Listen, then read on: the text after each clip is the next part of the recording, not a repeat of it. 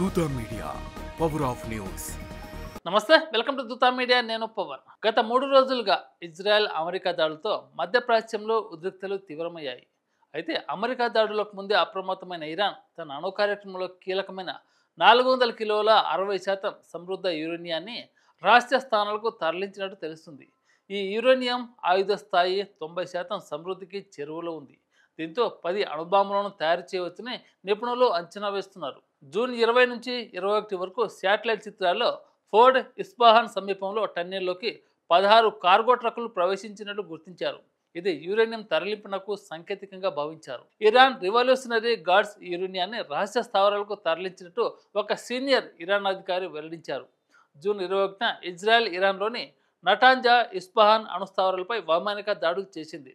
నటాంజ్లో భూమిపై ఉన్న సెంట్రిఫ్యూజ్ హాల్ను ధ్వంసం చేసింది. దీంతో అక్కడి సెంట్రిఫ్యూజ్లు దెబ్బతిన్నాయి. అయితే ఫోర్డ్ స్థావరంలో 80 నుంచి 90 మీటర్ల లోతులో పర్వతం ఉండడంతో ఇజ్రాయెల్ దాడులు అన్ని ఛేదించలేకపోయాయి. జూన్ 22న రాత్రి అమెరికా తన B-2 స్టెల్త్ బాంబర్లతో ఫోర్డ్పై 30,000 పౌండ్ల బంకర్ బస్టర్ బాంబులతో దాడి చేసింది. ఈ దాడిలో ఫోర్డ్లోని వెంటిలేషన్ సిస్టమ్, సెంట్రిఫ్యూజ్ హాల్ దెబ్బతిన్నాయి. కానీ యురేనియం నిల్వలు సురక్షితంగా తరలించబడ్డాయని నిపుణులు అంచనా వేస్తున్నారు. ఇరాన్ ఈ 400 కిలోల యురేనియాన్ని ఎక్కడ దాచిందనే స్పష్టంగా తెలియదని అంతర్జాతీయ అణుశక్తి సంస్థ తాజా నివేదికలో పేర్కొంది. ఇజ్రాయెల్ ప్రధానమంత్రి బెంజమిన్ నెతన్యాహు తమకు ఈ యురేనియం ఆచూకీపై ఆసక్తికరమైన ఇంటెలిజెన్స్ సమాచారం ఉందని చెప్పినప్పటికీ ఖచ్చితమైన స్థానం మాత్రం వెల్లడించలేదు. ఇరాన్ ఈ యురేనియాన్ని రహస్య స్థావరాలకు తరలించి దాన్ని మరింత సమృద్ధం చేసేందుకు రహస్య సెంట్రిఫ్యూజ్లను కలిగి ఉండవచ్చని నిపుణులు ఊహిస్తున్నారు. అమెరికా అధ్యక్షుడు డొనాల్డ్ ట్రంప్ ఈ దాడులను అద్భుతమైన విజయంగా అభివర్ణించారు. ఇరాన్ అణు కార్యక్రమం పూర్తిగా నాశనమైందని పేర్కొన్నారు.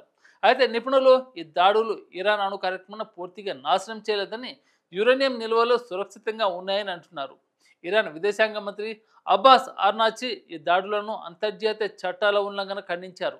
జూన్ 22న మాస్కోలో రష్యాతో చర్చలు జరిపిన అరాచి ఐక్యరాజ్య సమితి చర్యలు తీసుకోవాలని కోరారు. ఇరాన్ తన అణు కార్యక్రమం శాంతియుతమైనదని, ఆయుధాల తయారీకి ఉద్దేశించినది కాదని చెబుతుంది. ఈ సంఘర్షణ మధ్యప్రాచ్యంలో విస్తృత యుద్ధానికి దారి చేయవచ్చని ఆందోళనలు వ్యక్తమవుతున్నాయి. ఇరాన్ మద్దతు గల హిజ్బుల్లా, హౌతీలు ఈ యుద్ధంలో చేరితే పరిస్థితి మరింత దిగజారవచ్చు. చమురు సరఫరాపై ఈ సంఘర్షణ ప్రభావం చూపే అవకాశం ఉంది. ఇప్పటికే బ్రెంట్ క్రూడ్ ధర 10% పెరిగి బ్యారెల్కు $78.83 చేరింది. ఇరాన్ పార్లమెంట్ హెర్ముజ్ జలసంధిని మూసివేసేందుకు ఓటు వేసింది. ఇది ప్రపంచ చమురు సరఫరాలో 5వ వంతు ప్రభావితం చేస్తుంది. ఈ యురేనియం ఆచూకీ గురించి స్పష్టత లేనందువల్ల ఇరాన్ అణు ఆయుధాల వైపు వేగంగా పరిగెత్తే అవకాశం ఉందని ఆందోళనలు కొనసాగుతున్నాయి. ఇలాంటి మరిన్ని అప్డేట్ కోసం చూస్తూనే ఉండండి Dootha media. Thank you. For more updates please subscribe దూత మీడియా.